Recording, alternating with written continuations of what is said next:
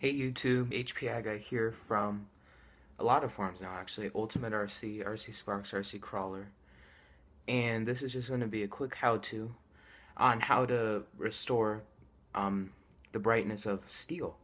And in this place I'm rebuilding my Red Cat Lightning EPX that I built myself. It just needed to rebuild after a year of constantly running it, just doing minimal maintenance on it. But when I took out this motor mount, it looks terrible. And there's like all this corrosion and stuff on it. And if untreated, this is going to lead to rust. Actually, this will lead, this will aid with rust prevention when you restore this. So all you're going to need is just some aluminum foil. I crumpled it up. You're going to want to make sure there's a lot of hard, like sharp edges on it. And the theory with this is that steel has a certain density and aluminum foil has a certain density.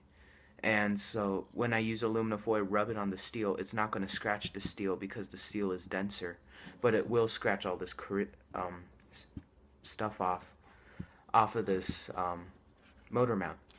So I'm just going to take this and just rub it on here pretty hard, pretty forcefully. We can see that. Just rub it and try and do your best to scrape off all of the stuff on here.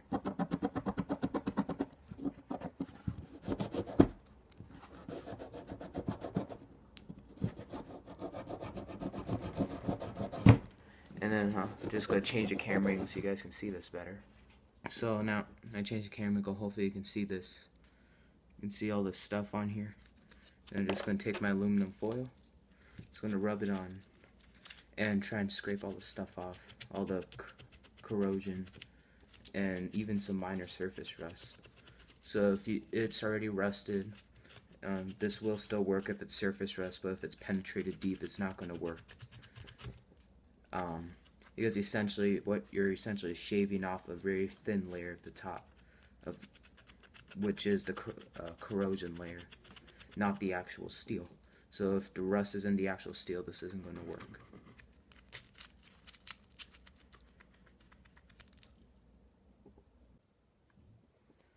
So after a bunch of elbow grease and labor, I don't know how apparent this is going to be on camera, but if you look here, it does in person look substantially better. A bunch of these dark spots are where the steel has been dulled, actually.